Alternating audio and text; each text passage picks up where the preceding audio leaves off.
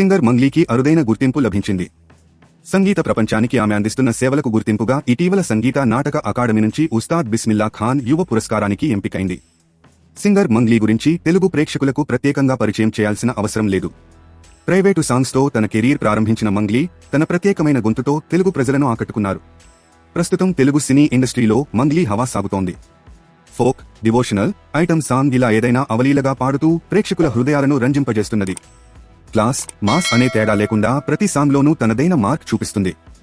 George Reddy సినిమాలోని royal Enfield సాంగ్తో full craze తెచ్చుకున్న మంగ్లీ అక్కడ నుండి తన గ్రాఫ్ అంతకంతకు పెంచుకుంటూ వెళుతోంది.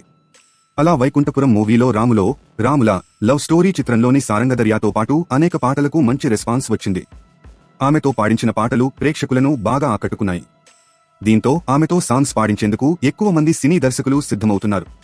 ఈ క్రమంలోనే సంగీత ప్రపంచానికి ఆమె అందిస్తున్న సేవలకు గుర్తింపుగా ఇటీవల సంగీత నాటక అకాడమీ నుంచి ఉస్తాద్ బిస్మిల్లా ఖాన్ యువ పురస్కారానికి ఎంపికైంది. ఆమె ఆదివారం న్యూఢిల్లీలో జరిగిన ప్రత్యేక కార్యక్రమంలో ఈ పురస్కారాన్ని అతిరథ మహారథుల సమక్షంలో అందుకున్నారు.